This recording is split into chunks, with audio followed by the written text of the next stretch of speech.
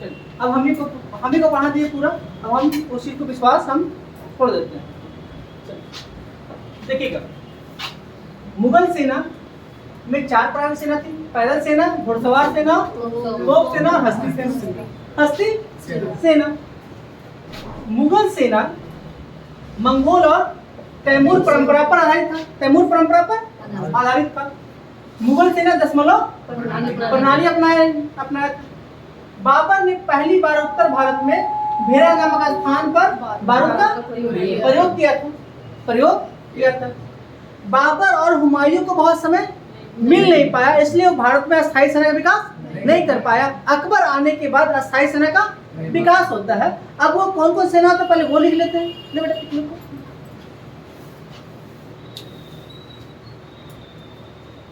अब पहले हम सेना लिखा देते हैं सब, तो आपको एक क्या ओवरऑल व्यू बन जाएगा कि आपको पढ़ना क्या है।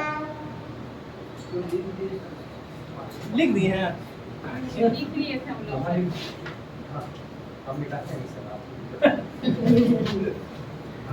लेकिन जानते हैं आज पहली बार अफसोस लगा कि इतना आप लोग पढ़ रहे हैं, इतना बहुत मतलब कॉमन मिस्टेक हम नहीं किए। हम इतना बड़ा मिस्टेक आपको हम यहाँ लिख के दिखा रहे हैं और फिर भी आप उसको पकड़ नहीं रहे। इसका मतलब आपका ध्यान वहाँ पर ये याद नहीं है, याद नहीं। बोलिए जरा बात बनाएंगे। अब वो बात बनाएंगे ना, हम लोग सब बातें बनाएंगे। नहीं लेकिन इतना बड़ा सुरेंद्र सर, इतना बड़ा मिस्टेक नहीं होना चाहिए, ठीक है ना। सेना, अब सेना में हम 2 सेना का पहले नाम करते हैं। कितना? पहला कहते हैं हम अहदी सेना। दूसरा क्या होता? आप दाखिल बोल दीजिए, और बहुत सारे बुक में दाखिली करते, लेकिन दाखिल ही सही। दाखिल सेना इधर आ रहा है क्या? दाखिल सेना। अब आते हैं अहदी सेना। क्या आते?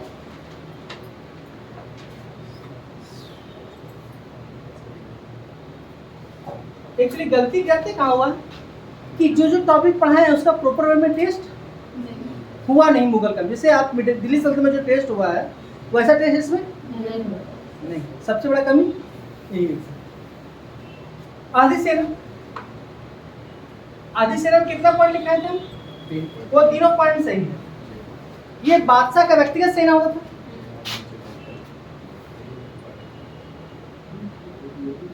बादशाह का सेना होता था। दूसरा वेतन कौन देता था? बादशाह द्वारा।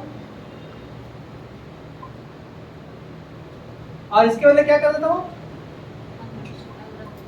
राजा का अंगरक्षक। किसका? राजा का। अब आते हैं हम दूसरा, साधु सम्मान। जब राजा का सेना है तो सब गिफ्ट कौन देगा? साजो सामान स्वयं। लिख ही देते हैं। अब मुंह में आ गया साजो सामान राज की ओर से मिलता था।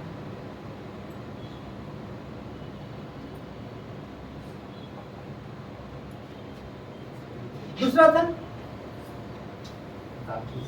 दाखिल सेना।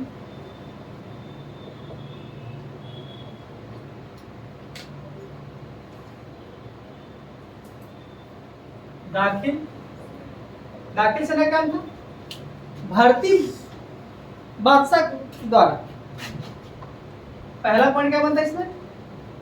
भर्ती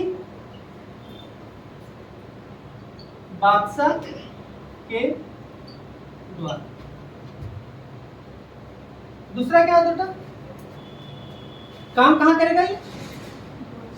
मनसबदार के पास। वेतन मनसबदार द्वारा। और तीसरा क्या है इसमें? ये मनसबदारों के नियंत्रण में रहते थे। क्या करते थे? ये मनसबदारों के नियंत्रण में रहते खत्म हो गया।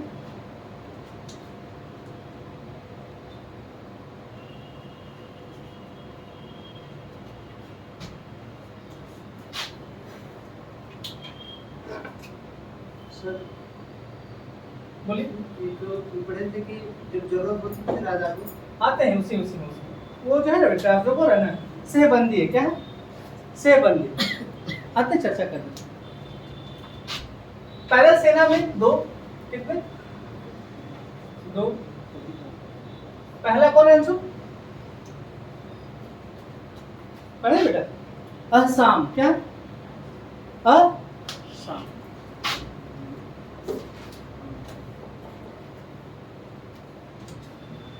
दूसरा क्या रविंद्र सर?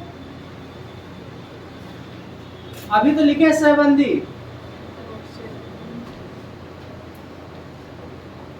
हम नहीं छोड़ेंगे। आप हेडिंग दीजिएगा असम।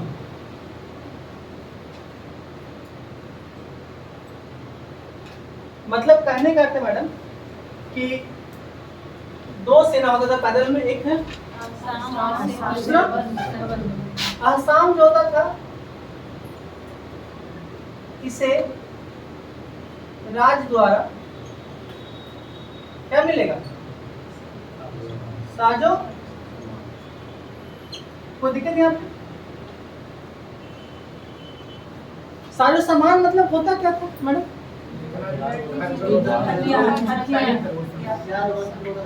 बंदूक और तोप। मेन तो दो ही ना था, तो यहाँ बंदूक तोप लिखते कि चल जाएगा साजो सामान से। और दूसरा है सहबंदी। सहबंद या सहबंदी? सहबंदी।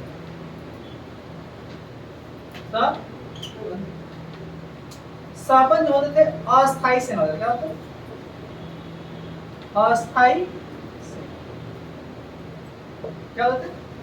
अस्थाई सेना। अस्थाई।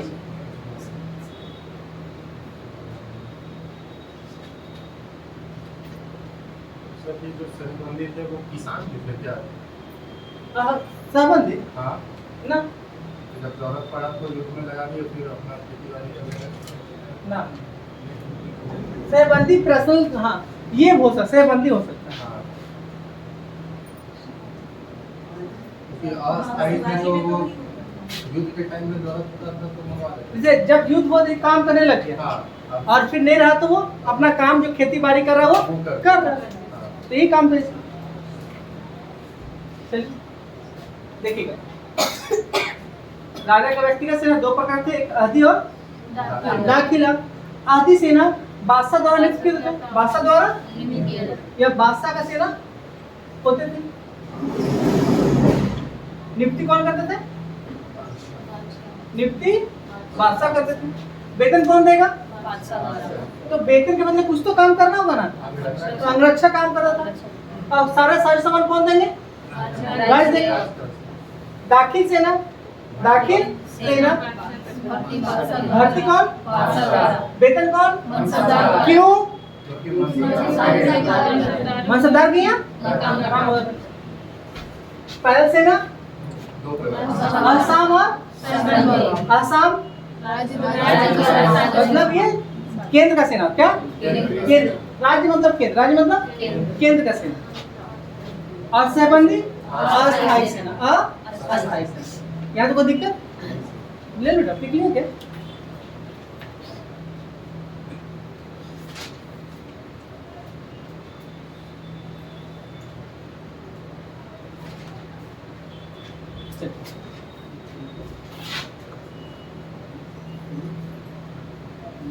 अभी तक कितना हम सैन्य दिखा चुके हैं प्रीति मैम?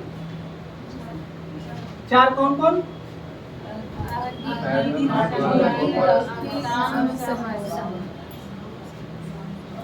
पहला सेना डिपार्टमेंट खत्म। अब आते हैं घोड़सवार सेना। क्या आते हैं?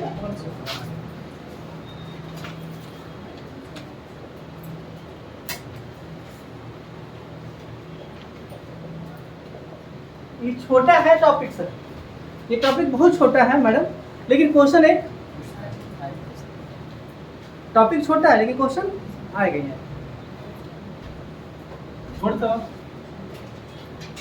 घुड़सवार सेना दो प्रकार की होती है, लिखिएगा। घुड़सवार सेना दो प्रकार का होता था।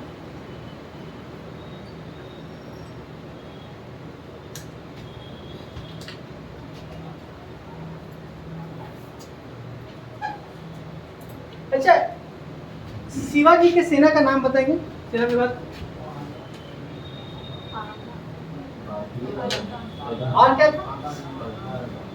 अभी लिखेंगे, याद आ जाए।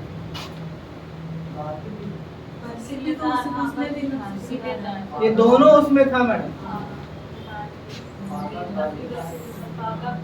हाँ, पागा पागा या बर्गी बर्गी और दूसरा अब देखिए बर्गिर जो था वो किसका हो जाएगा? केंद्र का या राज्य द्वारा नियुक्त? राज्य द्वारा नियुक्त।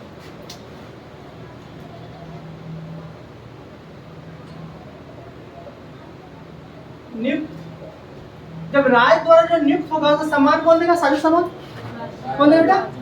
राज्य देगा, मतलब बादशाह देगा। शिलाधार क्या होते थे? अस्थाई। तो बोले शिलाधार क्या था? बस ये दोनों, ये अस्थाई सेना, ये क्या था? अस्थाई सेना। लिख देते हैं यहां पर अस्थाई क्या थे? अस्थाई। कितना हो गया सेना? 6 पढ़ा चुके। पहला बोलिए।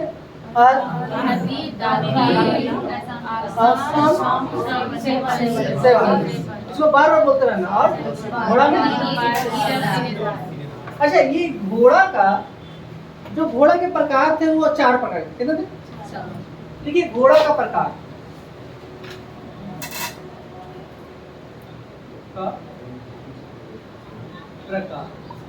या घुड़सवार का प्रकार क्या लिखेंगे? घुड़सवार का, जो घोड़ा से चलेगा, घुड़सवार का प्रकार। घुड़सवार का प्रकार, घोड़ा कुछ थोड़ी। अब देखिएगा इसमें 4 प्रकार के। कितने प्रकार थे? 4 प्रकार। जान उसके पहले लिख दे रहे, याद रहेगा। पहला क्या था? निम्न अस्पा। क्या था? दूसरा क्रम बताइए क्या? एक अस्पा।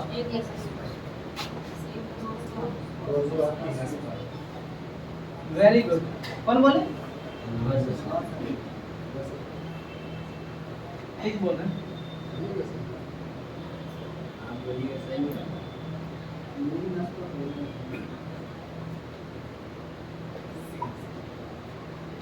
समझ में आया क्या गलती था? थोड़ी होता है, तो एक तो चलाएंगे। सी है।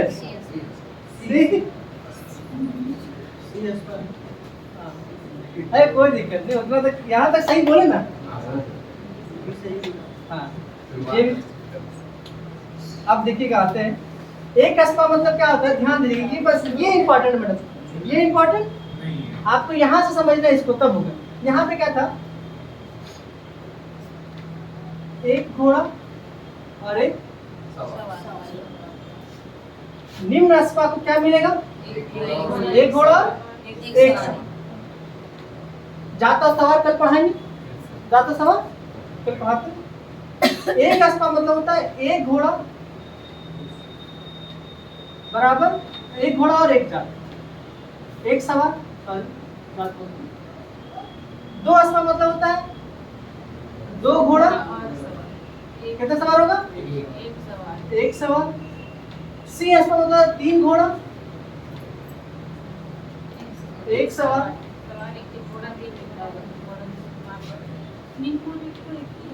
मैडम नहीं नहीं सॉरी, एक ये गलत हो गया। 2 सवार, 2 भावना बढ़ गई। अब एक नहीं ना, मतलब एक घोड़ा पर 2 आदमी। हाँ, एक घोड़ा को कितने आदमी चलाएंगे? 2 आदमी। एक घोड़ा के लिए 1 सेकंड 2 घोड़ा दिया है। एक घोड़ा थक जाए तो 2 घोड़ा का भी इस्तेमाल कर सकते हैं। और जो खासम खास लोग होते थे उसे मतलब अगर खर्च उठाएगा कौन? 3 घोड़ा का खर्च उठाएगा, तो बेहतर उतना मिलेगा। यही घोड़ा को ही जात बोला जाता है। हाँ, और इसी में आएगा क्या, सब वेतन दिया जाएगा इसी से। आते चर्चा करते हैं, इसलिए मनसबदारी व्यवस्था यहाँ चर्चा नहीं कर रहे। सब कहाँ है मैडम? मनसबदारी व्यवस्था में।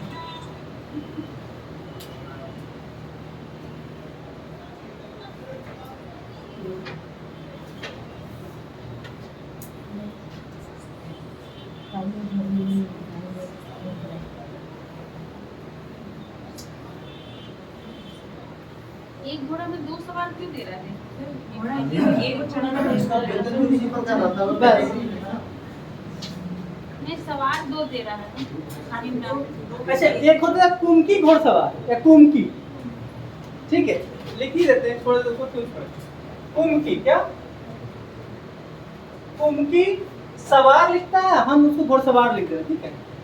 कुमकी ये घोड़सवार होता है। इसका काम था कि युद्ध के मैदान में मनसबदारों का मदद करना। युद्ध के मैदान में मनसबदारों को मदद करना।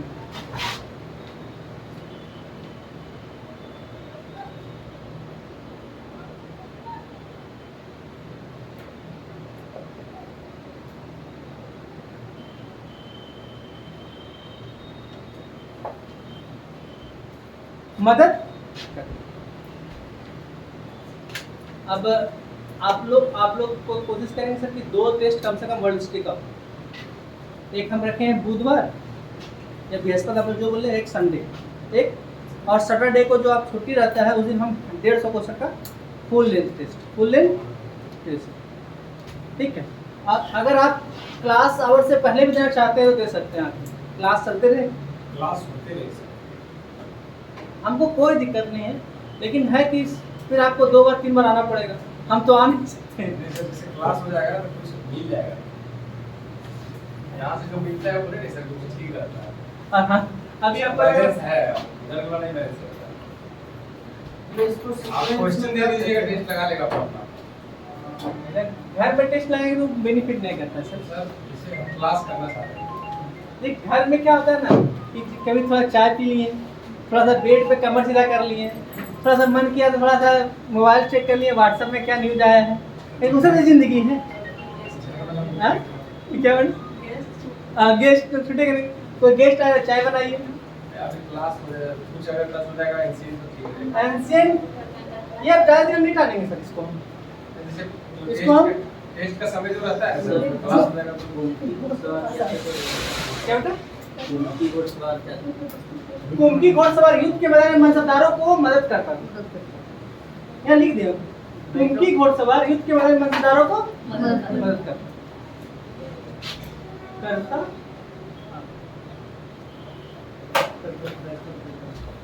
एक क्वेश्चन बार बार आता है कि अकबर ने अपने शासन काल के किस वर्ष दाग और हुलिया प्रथा को प्रचलन में लाया? 74 में। दीवान के स्थापना के 10 साल बाद। दीवान 64 और हुलिया प्रथा 64। याद रहे? मतलब 74 में क्या लाया? अरे छोड़िए, और आसान कर देते हैं, करोड़ी कब लाया था? अगला साल। तो देखिए हर चीज इंटरलिंक है, बस आपको जोड़ना आना चाहिए। करोड़ी कितना देता था? 1 करोड़ दाम बोलिएगा, 1 करोड़ नहीं बोलिएगा, 1 करोड़ दाम। तो 1 रुपये में कितना वैल्यू हो जाएगा उसका? 1 करोड़ दाम बराबर 2.5 लाख रुपया। 1 करोड़ दाम बराबर 2.5 लाख रुपया। 1 करोड़ मतलब 1 करोड़ नहीं समझ लीजिएगा, अक्सर गलती वही होता है।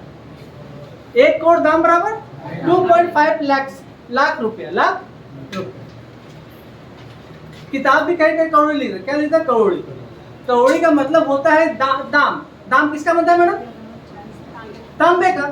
तो रुपया और तांबे में अंतर होगा ना, तो 2.5 लाख रुपया बराबर 1 करोड़ी। 1 करोड़ी दाम 182 कौड़ी थे।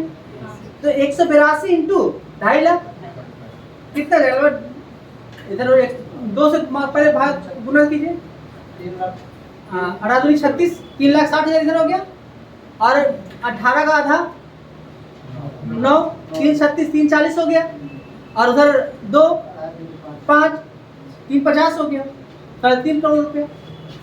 तो उतना मत नहीं पढ़ना, ठेठियाँ पढ़ना, दुकानदारी इसे करते हैं वैसे। परसों लग रहा था बहुत पैसा लेता तो इसमें क्यों नहीं बोलते आप लोग?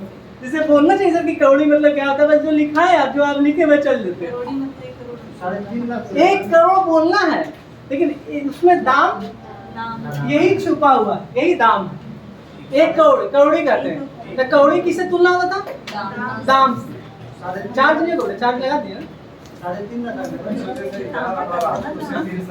नहीं खत्म कैसे हो गए? नहीं, आप समझ में आ गए बस। 2.5 लाख रुपया, करोड़ रुपया नहीं। चलिए आगे आते हैं। अब हमको मेन पढ़ाना है। तो क्या पढ़ाना? तो मिला दे। हाँ? 3,60 ये 17 का ना जो है। सीधे लिखते थे प्रत्येक वर्ष 1 करोड़ रुपये उगाही करते हैं। हाँ, 1 करोड़ दाम, 1 करोड़ दाम, दाम का उगाही करता है। अक्सर गलती यही होता है, करोड़ी मतलब करोड़ रुपया, करोड़। इसका मतलब चलन में ज्यादा दाम ही था। हम तो बोले विनिमय का माध्यम दाम। दाम। हम इसको मिटा सकते बेटा?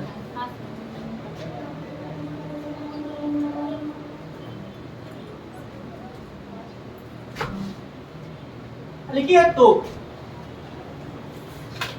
चलिए मनोहर सर, तोप का प्रमुख अधिकारी कौन होते थे?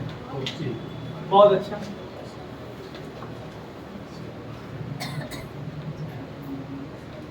अंजू मैम, अंजू मैम, सही जवाब या गलत जवाब?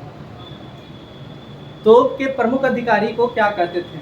तोपची या कुछ और? विभाग का कुछ नाम था क्या? मेरे आते मेरे आतिश, चलाने वाला था। तो मेरे आतिश या तीस।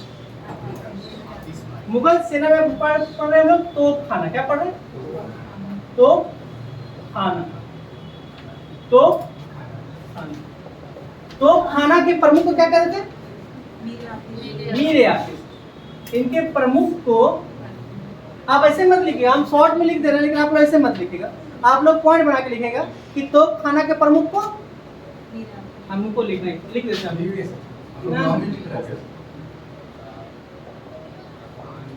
तोप खाने के प्रमुख को मीर ए आतिश कहते थे। अब हम एक चीज जानना चाहते हैं, केवल एक चीज, क्योंकि हम बार बार पढ़ाए हैं। मुगलों का प्रथम मीर ए आतिश कौन था?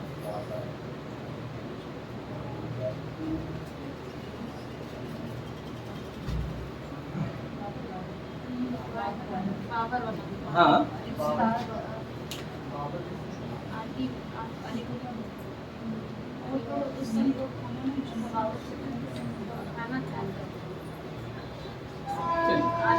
चलिए आप लोग होमवर्क है।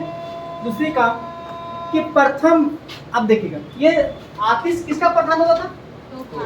तोप खाने का। तो तोप चलाने वाला भी तो कोई होगा। तो अच्छा छोड़िए, उसकी चर्चा बाद में करते हैं। आप तोप कितनी प्रकार के बेटा? तोप 2 प्रकार के होते। पहला क्या था? पहला बेटा जिनसी, दूसरा दस्ती। पहला और दूसरा दस्ती। जिनसी जो होता था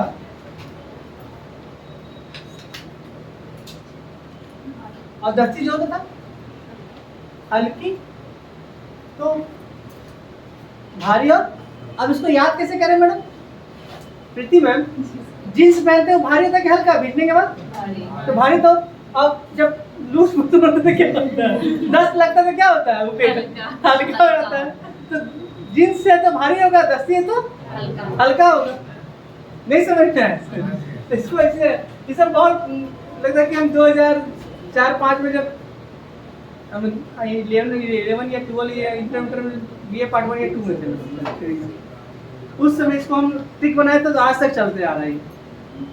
आज तक चलते आ रहा है। आज कितना साल हो गया हमको? 20 साल हो गए। 20 दिन इसलिए कहते जो अपना ट्रिक बन जाता है ना मैडम, वो भूलते नहीं है। तो कोशिश करना है कि कुछ समय देकर, क्योंकि समय लगता है इसमें सोचने में कि क्या करना है। तो अगर एक बार अपना ट्रिक बना लेंगे, जैसे मॉडर्न ईयर हम कभी नहीं भूलते। क्यों? क्योंकि पूरा का पूरा कहानी एक ट्रिक के माध्यम से याद है। तो अब चाहे डिक्लाइन ऑफ मुगल शुरू की 1947 जाइए, सब एक कहानी है और सब कहीं ना कहीं लाइन जुड़ता है। तो उसको पढ़ने में मजा आता है, पढ़ाने में भी मजा आता है। अब जिनसी तोप में कौन आता है तो बता सकते हैं क्या? ठीक है, गाजी। जिनसी में पहले लिखेगा जिनसी। जिनसी तोप में पहला क्या था? गाजी, गाजी खां। दूसरा लिखिएगा शेर दहाड़। दूसरा शेर दहाड़। तीसरा फतेह लश्कर। फतेह लश्कर।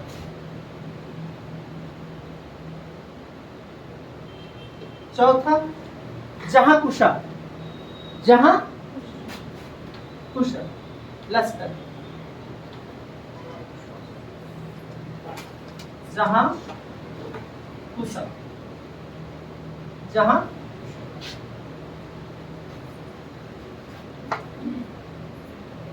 सेकेंड है दस्ती।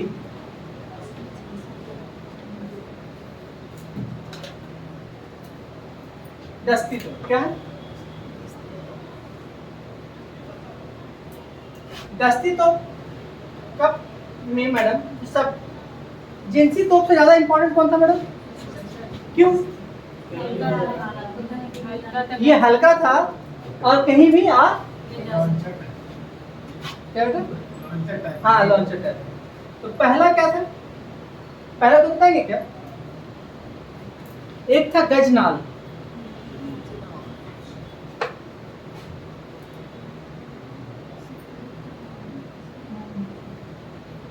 दूसरा क्या था? गज और नर। फिर क्या आएगा? नर नाल। नर ये प्रकार है, तोपों का प्रकार। एक सतर, सुतर नाल। सुतर नाल। सुतर नाल। सुतर नाल।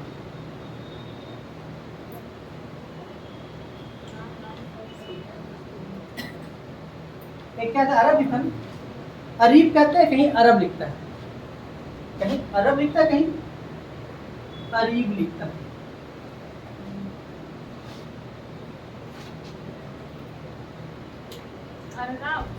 अर्राब या अरीब, इसलिए ऑब्लिक दे दिए। गजनाल थे, वो क्या था? हाथी के पीठ पर रख कर चलाने वाला तो। हाथी के पीठ पर नर मतलब क्या होगा?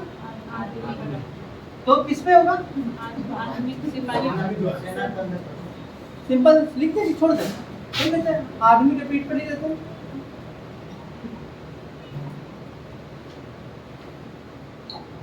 रखकर भी लिख दे, क्या पूरा? आदमी के पीठ पर रखकर चलाने वाला तो। सुतर नाल था। सुतर थोड़ा सा ऊंचा होता है, सुतर ऊंट के ऊंचा होता है, ऊंट के टाइप का। तो ऊंट पर रखकर चलाने वाला तो।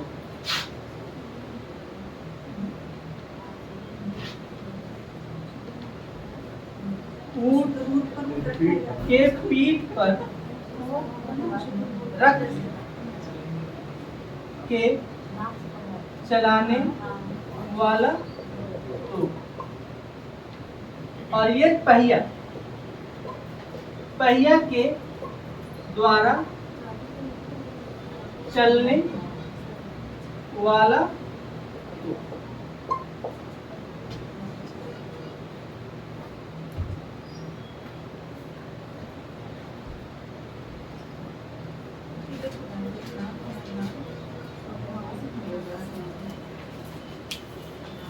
एक होता था यरधु, क्या होता था? यरधु, ये तोप के नाली को साफ करने वाला मशीन था। ये क्या था? तोप के नाली को साफ करने वाला मशीन। तो क्या करते हैं? ये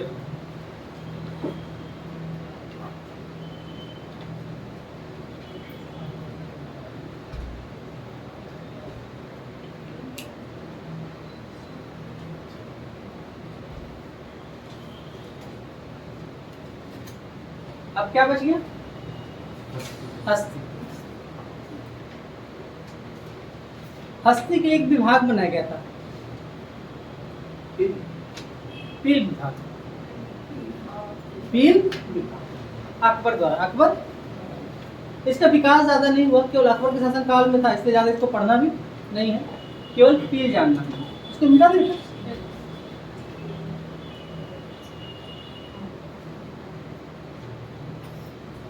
देखिएगा, तो खाना कितने बड़े, तो कितने बड़े थे? पहला, दूसरा, इसमें क्या था? जिंसी में 4 प्रकार होते थे और दस्ती में भी 4 प्रकार। जिंसी भारी तोपों को कहते थे, दस्ती गाजी खां, शेर जहां, फतेह लश्कर, जहां कुशल। दस्ती में गजनाल, नरनाल, सुदरनाल, अरीब।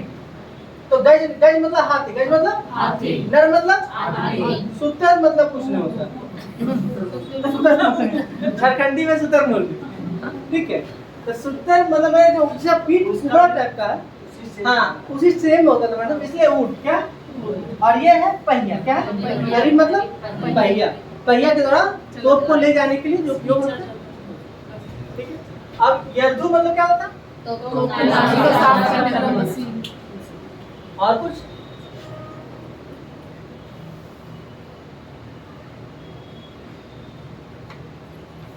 देखिएगा, मुगलों ने नौसेना विभाग पर बहुत ध्यान नहीं दिया। मुगलों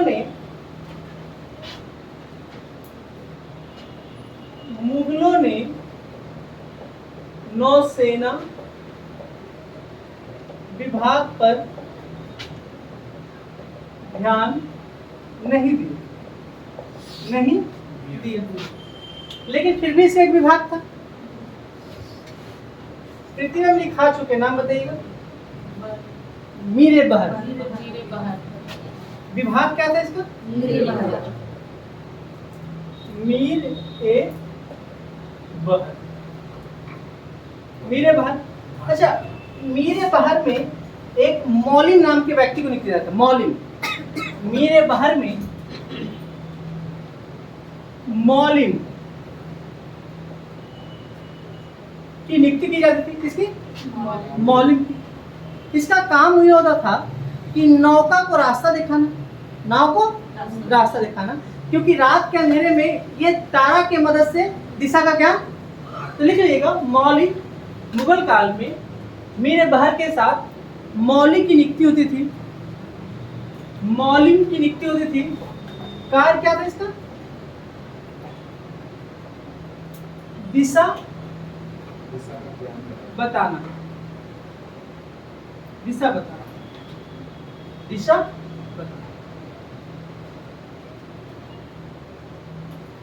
अच्छा, एक पूछना था, गज सवाई क्या है?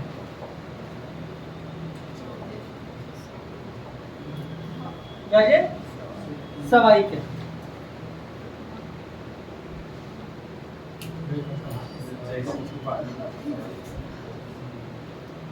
इसका निर्माण औरंगजेब के समय हुआ था, क्या हुआ था?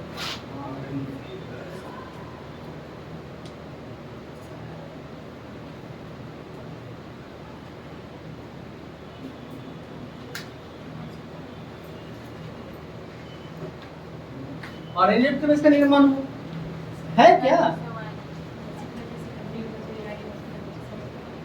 जोर से बोलिए। हाँ? ना,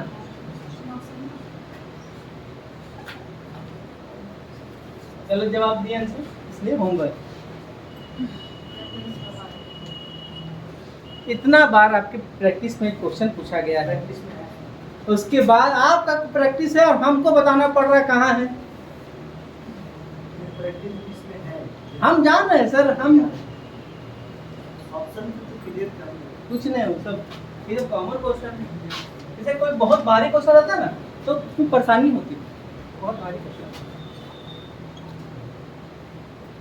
हमने जीवन में एक पहला मूल मंत्र दिया शुरू दिन में कि नया से ज्यादा पुराना पे ध्यान रखें, नया से ज्यादा पुराना पे ध्यान रखिए। नया पढ़ने से नया भी खत्म हो जाएगा, पुराना तो खत्म हो ही रहा है, इसलिए कहते हैं रिवीजन। क्या कहते हैं? रिवीजन। खैर अभी हमको लगता है एंशियंट खत्म होने में कितने दिन लगेगा? हार्डली 5 दिन, 5 दिन नहीं लगेगा। गूगल में 500 क्वेश्चन है, मतलब गुप्त काल में 500 आंसर। गुप्त काल को खाली प्रशासन पढ़ना है, गुप्त काल में प्रशासन पढ़ना। मेरे बाहर के अधीन मतलब हमारे हाँ, इसलिए वहीं पे लिखे बेटा, यहीं पे एरो बना के लिखिए। हस्ती सेना क्या है? हस्ती सेना। इसके विभाग को क्या कहते हैं बेटा? पील खाना, हस्ते पील, हस्ते पील,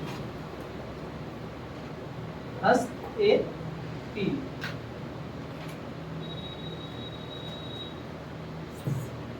ये हस्ती सेना का प्रमुख होते थे, हस्ते पील।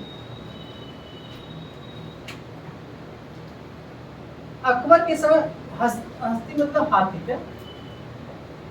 अकबर के समय इसका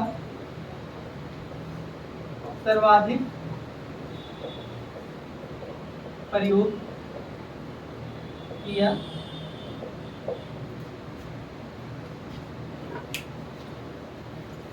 हमको इसका आंसर चाहिए कब?